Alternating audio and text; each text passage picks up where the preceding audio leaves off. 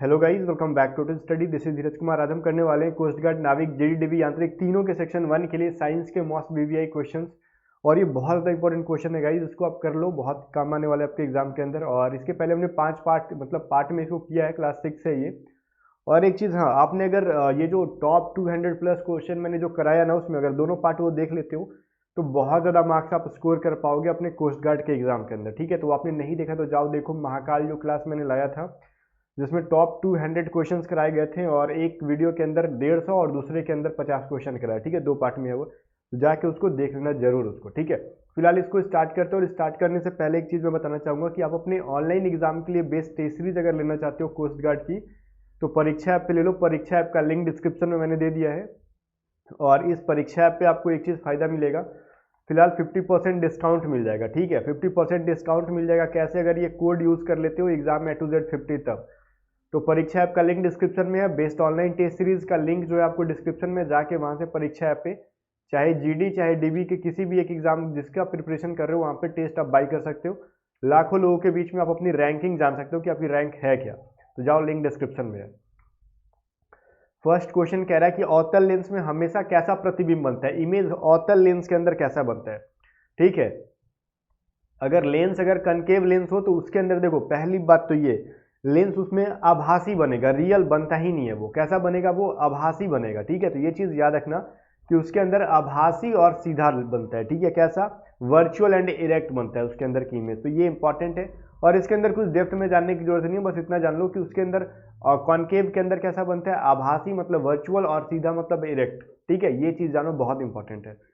आगे देखो, ये इससे भी ज़्यादा इंपॉर्टेंट क्वेश्चन है, थोड़ी सी बड़ी है बट समझ लो, पढ़ लो, एग्जाम के लिए इंपॉर्टेंट है। कि जब ठंडे के मौसम होती है ना, शीतकाल में, तो शीतकाल में एक मोटी कमीज की अपेक्षा 2 पतली कमीजें हमें अधिक गर्म देती हैं। क्यों? ऐसा क्या रीज़न है कि 2 मोटी मोटी 2 पतली पतली कमीजें एक मोटी कमीज से ज़्यादा गर्म रखती है? इसका रीज़न जानते हो क्या होता है? देखो, मैं आपको समझाता हूँ। मान लो एक ये लेयर है आपके शर्ट का, और आपका ये लेयर है, और बीच में जो 2 गैप है। ठीक है, तो बीच में गैप है, तो इसके बीच में क्या भरा होगा? ऑब्वियसली एयर भरा होगा। इसके बीच में क्या? हवा भरी होगी। अब ये जो बीच वाली 2 लेयर के बीच में जो हवा होती है ना, ये क्या करती है ना, इधर की जो है ना उष्मा को अंदर, और अंदर की उष्मा को बाहर जाने से रोकती है। तो आपके बॉडी के द्वारा जो एनर्जी, क्या बोलते हैं, टेम्परेचर या फिर हीट जो बना है ना अपने शर्ट के अंदर, उसको मेंटेन करके रख देता है। यही रीजन है कि जो लेयर चारों ओर से होता है, बीच में एयर बन जाता है, तो वो अंदर की हीट को बाहर नहीं जाने देता और बाहर वाले को अंदर नहीं आने देता है। तो इसलिए वो ना एक मोटी कमीज की अपेक्षा ज़्यादा क्या होता है, गर्म हो जाता है। ठीक है, तो यही रीजन है। ऑप्शन नंबर किस में है? हाँ देखो, सी के अंदर दे रखा है कि 2 कमीजों के बीच वायु की परत रोधी माध्यम के रूप में काम करती है। समझ में आया ना? वो क्या करती है? वायु की परत जो होती है वो रोधी माध्यम, मतलब बाहर की उष्मा को अंदर नहीं और अंदर की उष्मा को बाहर नहीं। भाई तू अपने जहाँ पे जगह पे रख, मैं अपनी जगह पे रहूंगा। ठीक है, ये कहता है। इसके वजह से वो ना मोटी कमीज की अपेक्षा ज्यादा गर्म रहता है। अब इसका मतलब ये नहीं कि पतली पतली 2 तौलिया ओढ़ लेंगे तो पूरा ठंडा गुजर जाएगा, ऐसा नहीं है। मतलब एक मोटी कमीज की अपेक्षा क्या ही गई है। ठीक है, जितनी एक मोटी कमीज में अगर ठंड लगती है, उससे कम ठंड लगेगी 2 पतली पतली कमीज के अंदर। ठीक है, चलो आगे कह रहा है कि किसी तत्व के परमाणु का परमाणु क्रमांक दे रखा है 17 है, और द्रव्यमान जो है ना उसका 36 है। तो उसके न्यूक्लियस में न्यूट्रॉनों की संख्या क्या होगी? तो न्यूट्रॉनों की संख्या बराबर क्या होता है, ये चीज पता होना चाहिए आपको। इसका होता है ना टोटल प्रोटॉनों की संख्या। प्रोटॉनों की संख्या जो होती है ना, उसमें आपको क्या कर दो, टोटल ये क्या, प्रोटॉनों की संख्या को घटा दो किसके अंदर, एन बराबर, सुनो होता क्या है ना एक्चुअली, एन बराबर होता है ए माइनस जेड। और देखो ये न्यूट्रॉनों की संख्या हो गई आपकी, एन का मतलब न्यूट्रॉन, और एम ए का मतलब हो गया ना आपका ये एटॉमिक मास, जिसको आपने सुना होगा ना एटॉमिक मास। तो मतलब उस परमाणु द्रव्यमान्य, ठीक है, जो कि इसके अंदर 36 है, द्रव्यमान जो है एटॉमिक मास कहते हैं। और माइनस कर दोगे जेड को, तो जेड का मतलब क्या होता है? तो जेड का मतलब होता है आपका प्रोटॉनों की संख्या। मतलब प्रोटॉन की संख्या तो इसमें दी नहीं है, फिर भी देखो जो परमाणु क्रमांक होता है ना, यहाँ पे 17 दे रखा है। परमाणु क्रमांक जो होता है वो प्रोटॉनों की संख्या के बराबर होता है। तो प्रोटॉनों की संख्या को घटा दो, आंसर आ जाएगा 19। तो यही हो जाएगा अपना न्यूमेरिकल का आंसर, ऑप्शन नंबर बी। ठीक है, खल्लास। चलो आगे क्वेश्चन देखते हैं। क्वेश्चन नंबर 4 क्या कह रहा है, किसी परमाणु का रासायनिक व्यवहार निर्भर करता है किस पर? किसी भी परमाणु का जो है ना केमिकल बिहेवियर जो डिपेंड करता है उसके चारों तरफ जो इलेक्ट्रॉन्स घूम रहे होते हैं ना, उसके ऊपर। इलेक्ट्रॉन जो चारों, आपको पता है ना कि किसी भी परमाणु के अंदर, एटम के अंदर क्या होता है, देखो ये मान लो एक न्यूक्लियस होता है और इसके चारों ओर ऑर्बिट होते हैं, ठीक है। तो चारों ओर ऑर्बिट में क्या होता है ना, इलेक्ट्रॉन्स घूम रहे होते हैं घूम रहे होते हैं घूम रहे होते हैं, और अंदर क्या होता है, आराम से प्रोटॉन और न्यूट्रॉन बैठा हुआ रहता है, ठीक है। तो ये चीज है। तो जो बाहर में इलेक्ट्रॉन चारों ओर घूम रहा होता है ना, उसी के ऊपर डिपेंड करता है कि इसकी रासायनिक मतलब केमिकल बिहेवियर क्या होगा इसका, ठीक है ना। चलो क्वेश्चन नंबर 5 कह रहा परमाणु न्यूक्लियस बने होते हैं किस चीज का। मैंने जस्ट बोला अभी बाहर में इलेक्ट्रॉन घूमते हैं और जो न्यूक्लियस होता है अंदर में प्रोटॉन और न्यूट्रॉन बैठे होते हैं। तो उसका परमाणु का न्यूक्लियस किस चीज से बना है, तो प्रोटॉन और न्यूट्रॉन से। तो ऑप्शन नंबर किस में देखो, प्रोटॉन और न्यूट्रॉन्स कहाँ भाई, ऑप्शन नंबर डी में दे रखा है, ठीक है। चलो तो प्रोटॉन और न्यूट्रॉन्स कहाँ पे, ऑप्शन नंबर डी के अंदर। आगे देखो क्वेश्चन नंबर 6 क्या कह रहा है, निम्नलिखित में से अधिक जलन किससे पैदा होगा। तो ये क्वेश्चन मैंने पहले ही पढ़ाया था आपको कि देखो भाप का जो होता है गुप्त उष्मा ज्यादा होता है, ठीक है ना। तो गुप्त उष्मा ज्यादा रहेगा उसका, तो उसके अंदर हीट ज्यादा होगी। तो गर्म पानी से भी ज्यादा किस में होता है, भाप में, ठीक है। उबलता हुआ पानी में नहीं, गर्म पानी में नहीं, जो भाप होता है स्टीम जो निकलती है वो, उससे हाथ जलता है। अगर देखो एक उबलता हुआ पानी में हाथ डालो या फिर एक गर्म पानी में हाथ डालो, उन सब से ज्यादा आपका हाथ जलेगा जो भाप होता है। जस्ट फॉर इमेजिन मैं बताता हूँ, जब हम लोग स्टूडेंट लाइफ में पटना रहते थे, ठीक है, खाना अपने से बनती थी। जब रोटियां बना रहे होते थे ना, कभी कभार रोटी फूल जाता था, तो जहां रोटी थोड़ा सा भी जोर से दबा दिए फट गया, तो उसमें से जो भाप निकलती थी ना, तो लगता था कि उंगली जल गया एकदम, फटाक से उंगली पीछे हटता था, जबकि वो रोटी में टच भी नहीं करता था उंगली। अब होता क्या था, मैं एग्जांपल बता रहा हूँ कि रोटी वहां से फटी, वहां से पूरा मतलब स्टीम निकला अचानक से, और उंगली लगता था कि जल के यहीं पे कहानी खत्म, समझ गए।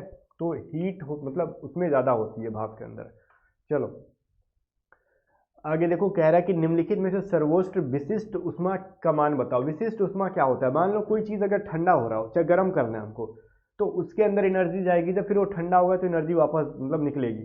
तो उस गर्म होने और निकलने के बीच में जो 1 डिग्री सेल्सियस जो मतलब वो लेता है ना, पर इकाई बोलते हैं, जो वो तापमान लेता है उसको हम लोग क्या कहते हैं, विशिष्ट उष्मा। और वो पर इकाई जो विशिष्ट उष्मा होता है वो सबसे ज्यादा किसका होता है, जल का होता है। यहाँ पे कुछ लोग सोच रहे होंगे ना कि यहाँ पे जो सॉलिड है उसका ज्यादा होगा, ऐसा नहीं, जल का विशिष्ट उष्मा ज्यादा होता है। ओके क्वेश्चन नंबर 8 क्या कह रहा है, काले वस्त्रों के मुकाबले में श्वेत वस्त्र मतलब शीतल क्यों होते हैं। देखो एक चीज आपने फिजिक्स में पढ़ा होगा, कोई भी चीज हमको कलरफुल क्यों देखती है। एक एक लाइट का प्रॉपर्टी आपने पढ़ा है फिजिक्स में, नहीं पढ़ा तो सुनो मैं समझाता हूँ। यहाँ पे देखो ऊपर में ब्लू दिख रहा है, उसके ब्लू के ऊपर येलो कलर मतलब ऑरेंज कलर में लिखा हुआ है, नीचे ब्लू है, फिर इसके में A to Z study white colour से लिखा हुआ दिख रहा है, ये सारे क्वेश्चंस ब्लैक दिख रहा है, ऐसा क्यों है। इसके ऊपर लाइट पड़ रही है, ठीक है। मान लो कोई एक ऑब्जेक्ट है, इसके ऊपर ना लाइट क्या हो रही है, पड़ रही है। इस ऑब्जेक्ट की जो प्रॉपर्टी होती है, अगर जो कलर वो अपने आप में क्या ऑब्जर्व कर ले रहा है, ठीक है। मान लो कोई ये कलर, मान लो ये चीज रेड दिख रही है, इसका मतलब ये ना कि ये रेड कलर को अपने अंदर ऑब्जर्व कर लेता है, बाकी सारे कलर को रिफ्लेक्ट कर दे रहा है। तो इसने रेड कलर को ऑब्जेक्ट कर लिया, बाकी देखो एक चीज मैंने उल्टा बोल दिया कि देखो बाकी सारे कलर को ये क्या कर ले रहा है, ऑब्जर्व कर ले रहा है, ठीक है, और सिर्फ रेड कलर को रिफ्लेक्ट कर रहा है। तो इसका मतलब, तो जो कलर को ये बाहर निकालेगा, रिफ्लेक्ट करेगा, वो कलर का वो दिखाई देगा, ठीक है, ये चीज समझ लेना। जो इसने ऑब्जर्व कर लिया वो नहीं दिखता है, वो तो अंदर चला गया, बाकी जो रिफ्लेक्ट करके बाहर निकाल रहा है ना रेड कलर को, तो वो चीज दिखाई देगा। तो वैसे ही जो है ना, ये देखो ब्लैक कलर क्या करता है ना, ये बोल रहा है, देखो ये कह रहा है ना इसमें कि ये देखो ऑप्शन देखो कि अपने पास पहुंचने वाला सारा प्रकाश अवशोषित कर लेता है, तो देखो ये हो जाएगा, या फिर अपने पास जो भी प्रकाश पहुंचता है वो परावर्तित कर देता है, ये हो जाएगा। ये कंफ्यूजन दोनों में से क्या हो जाएगा। देखो काले वस्त्रों के मुकाबले श्वेत वस्त्र के बारे में कह रहा था। देखो काला वस्त्र का क्या खूबी है ना कि वो सारा कलर को अपने अंदर मतलब लाइट का जो जितना भी कलर, लाइट में जो 7 कलर होते हैं आपको पता है, सातों कलर को ये फट से ऑब्जर्व कर लेता है, ठीक है, सातों के सातों कलर को ऑब्जर्व कर लिया। अब जब ऑब्जर्व कर लिया तो वो इंसान काला दिखने लगा, ठीक है, तो मतलब वो कपड़ा जो है काला दिखने लगा। अब ये श्वेत क्या करता है ना, किसी भी कलर को ये ऑब्जर्व ही नहीं करता, वो जो व्हाइट कलर का जो लाइट आता है, अब ऐसा नहीं कि किसी पार्टिकुलर कलर को ऑब्जर्व कर रहा है बाकी को रिफ्लेक्ट कर रहा है, ठीक है, वो सारा का सारा लाइट को क्या कर देता है, वापस से भेज देता है, चल निकल भाई, जैसे जिस गली से आए थे उसी गली से निकल लो, ठीक है। इसके वजह से वो व्हाइट ही दिखता है, क्योंकि प्रकाश पड़ा वापस से रिफ्लेक्ट हो गया, तो प्रकाश का कलर व्हाइट होता है, तो व्हाइट ही नजर आ गया। एक तरीके से समझो, ये फिजिक्स का थ्योरी है, बट एक्चुअली में किस तरीके से काम कर रहा होता है किसी को पता नहीं, बट फिजिक्स का जो थ्योरी है उसके थ्रू अगर हम बात करें तो यही फिजिक्स कहता है आपका, ठीक है।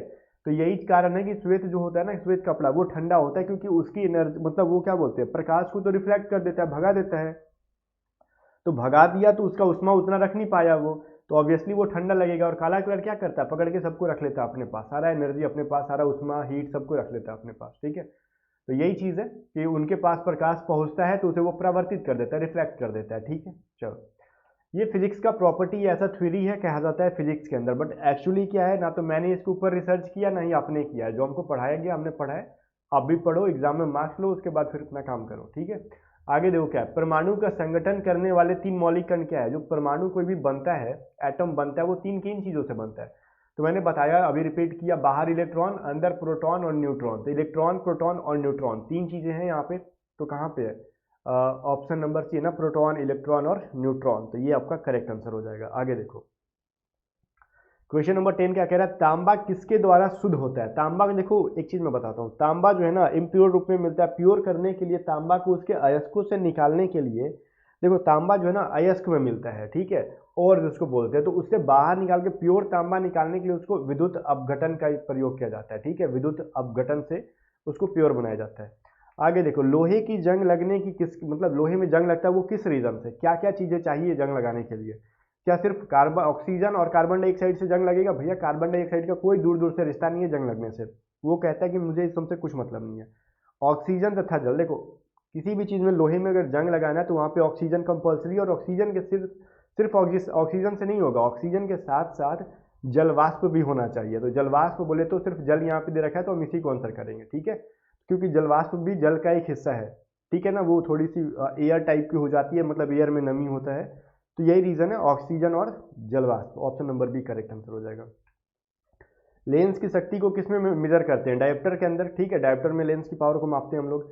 कौन सा संगठन लुप्त होने वाली प्रजातियों के लिए रेड लिस्ट जारी करता है? देखो बहुत सारी प्रजातियां जो जीव हैं वो क्या धीरे धीरे लुप्त होते जा रही हैं, तो एक ऐसा संगठन है जो लिस्ट बनाता है कि कौन कौन सी प्रजातियां जो हैं वो धीरे धीरे खत्म हो रही है, स्पीसीज कौन सी खत्म हो रही है, उसका क्या नाम है?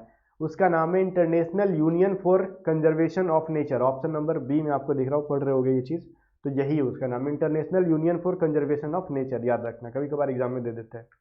आगे कह रहा है विभाज्योतक, ठीक है, ये किस स्थिति के अनुसार होता है, मतलब ये बताओ। जो विभाज्योतक होता है मतलब वैसा टिश्यू आपके बॉडी का जो डिवीजन करे, ठीक है, मतलब हर पार्ट को वो मतलब डिवाइड करता है। तो मतलब वो कहाँ पे होता है? शीर्षस्थ होता है, अंतर्वैसी होता है, पार्श्वीय होता है, उपयुक्त सभी होता है, क्या होता है बताओ? कहाँ गया भाई? इनमें से सभी होता है क्या, ऐसा बताओ।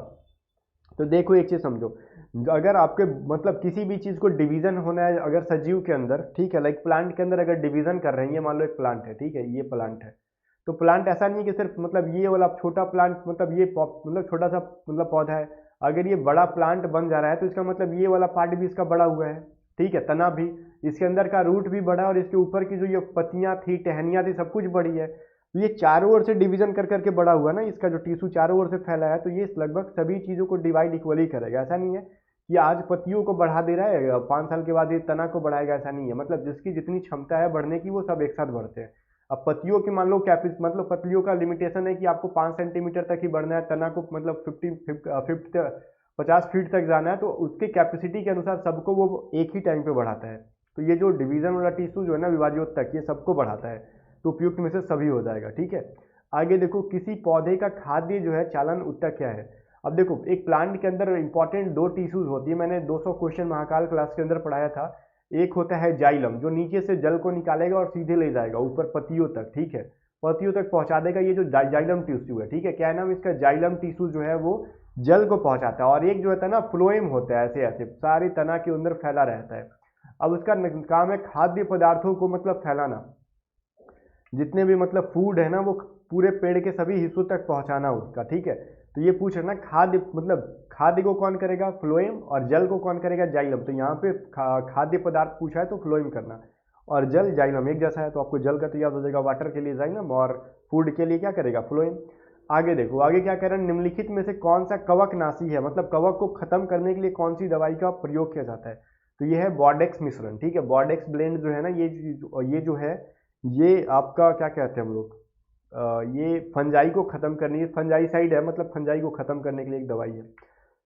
निम्नलिखित में से कौन सा एक लौह आवश्यक है? ठीक है, लोहे का एक और है, मैंने बोला ना जैसे तांबा, लोहे में क्या होता है, तांबा जो था आपका एक अयस्क के रूप में मिलता है, तो लोहा भी अयस्क के रूप में मिलता है। जैसे क्या आएगा यहाँ पे आपका जो है, देखो ये है मैग्नेटाइट, हेमिटाइट, ये जो है ना लोहे के अयस्क है। मैग्नेटाइट से लोहा निकलता है, हेमिटाइट से लोहा निकलता है, तो ये सभी क्या है, इन सभी से लोहा निकलता है, ठीक है ना। अब लिग्नाइट मत बोल देना, लिग्नाइट एक कोयले का प्रकार है। आगे देखो, बॉक्साइट से क्या निकलता है बताओ? एल्यूमिनियम निकलता है। भूरा कोयला किसको कहते हैं, देखो हाँ आ ही गया अपना लिग्नाइट, तो लिग्नाइट को ही कहते हैं, सबसे घटिया कोयला होता है, ठीक है, भूरा कोयला, ठीक है, क्योंकि इसके अंदर कार्बन की मात्रा कम होती है। कोयला बोले तो कार्बन की मात्रा ज़्यादा होगी तो वो ज़्यादा मतलब बढ़िया है, ठीक है, तो और ये भूरा दिख रहा मतलब कार्बन की मात्रा कम है, लिग्नाइट मतलब सबसे खराब है। ओके आगे देखो, क्वेश्चन नंबर 19 क्या कह रहा है, पदार्थ की फोर्थ स्टेट को क्या कहते हैं, चौथी अवस्था को, चौथी अवस्था को प्लाज्मा कहते हैं। और आखिरी क्वेश्चन है कि पदार्थ की पांचवी अवस्था क्या है। टोटल अपने जो पदार्थ होते हैं ना उसके मैटर के 5 अवस्था होते हैं। पहला क्या होता है गैस, ठीक है, सॉलिड, फिर क्या होता है लिक्विड, तीसरा होता है आपका गैस, ठीक है, सॉलिड लिक्विड गैस, और फोर्थ मैंने जस्ट पढ़ाया प्लाज्मा, और फिफ्थ क्या होता है, फिफ्थ होता है आपका बोस आइंस्टाइन कंडेंसेट, ठीक है, तो ये जो है ना बोस आइंस्टाइन कंडेंसेट ये फिफ्थ है, ठीक है, ये एग्जाम में कभी कभार पूछ लेता है।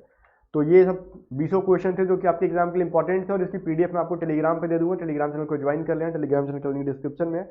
बाकी गाइस मिलते हैं नेक्स्ट वीडियो में, तब तक के लिए बाय बाय। बाकी परीक्षा आपका लिंक भी डिस्क्रिप्शन में, ये कोड यूज करो और 50% का डिस्काउंट पाओ वहां से, ठीक है।